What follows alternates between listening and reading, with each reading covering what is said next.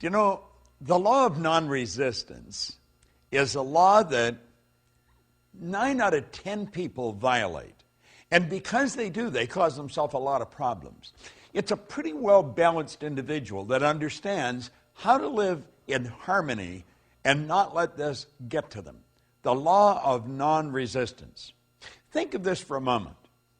When you go to do anything that's out of the box, where you're really going where you've never been before, you're going to meet with resistance. As a matter of fact, if you don't meet with resistance, you're probably going in the wrong direction. You're not going ahead. You're either going sideways or backwards. Resistance is a signal that you're moving into a new area. However, whatever you resist persists. And what we're suggesting here is that you do not resist the resistance. Now that sounds like a bit of a mouthful, but understand this. You and I are programmed to resist resistance. That's part of our animalistic nature, fight or flight. What we want to do is master this. And instead of fight or flight or react, let's respond. Do you know there's a beautiful concept? It's the law of psychological reciprocity that rests on this law. That law states, whenever you put good out, you'll get good back, but very rarely right away. When you put bad out, bang, you get it right back. Well, let's think about that for a moment. We'll use the martial arts as a metaphor here.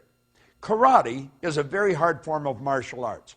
You whack me, I whack you. You kick me, I kick you. And we beat the daylights out of each other. That's resisting resistance. Karate is not the way we want to approach this. When somebody yells at us, let them yell. Let them vent all the negativity, but not hit back. Then you take judo. Judo is where you take the strength of the other person's shot and put them down. You don't win much doing that.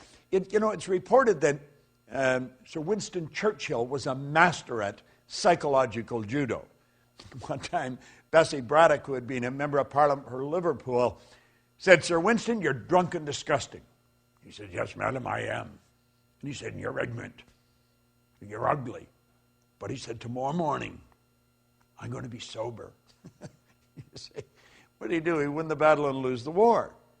Lady Esther one time said to him, Sir Winston, if I was your wife, I'd put arsenic in your coffee. He said, madam, if I was your husband, I would drink it. Resisted. He loses. George Bernard Shaw apparently had sent Sir Winston an invitation to Pygmalion when it came out in London.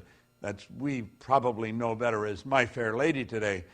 And on the invitation he put a written note, bring a friend if you have one. Sir Winston sent him a note back and saying that he was sorry he was tied up opening night, but he said if the play's still running the second night, I'd be glad to come and see it. Now, you see, psychological judo, you put the person down with the strength of their shot. You win the battle, but you'll lose the war. Now, there's another way to do it, the non-resistant way. It's called aikido. That's where you take a shot at me, I duck and let it keep on going. I take it and I duck and keep. You kick, I duck and keep on, let it keep on going. I do not let you touch me. I don't fight back. I stay fresh. And when you've vented all your negative energy, I'm as fresh as a daisy and I can lead you to where you want to go. That's non-resistance. See, there's a law of non-resistance. Whatever you resist persists. So the next time you meet with resistance, rather than fight back, just let it go. It's not that important.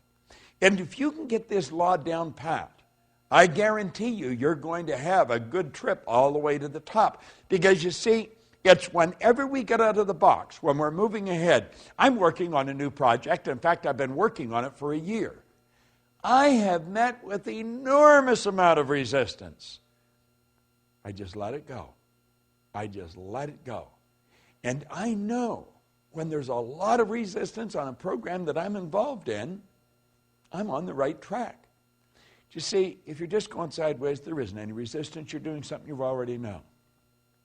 The law of non-resistance of these 11 laws that you're getting, this is one of the most important. Burn it into your mind. And remember, don't react, respond. I remember, to close off with, I was doing a seminar with a bunch of teenagers in Hawaii one time. And I asked the kids, I said, what's the difference between reacting and responding? This one little 15-year-old girl looked off into space, and she put her hand up. And she says, reacting is a habit. To respond, you have to think. It was the best answer I'd ever got. 15 years old. To react is a habit.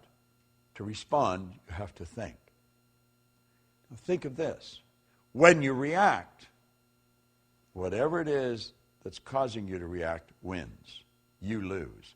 When you respond, you win. The law of non-resistance. It's a great law to understand. Use it, and you'll win. This is Bob Proctor, and thank you.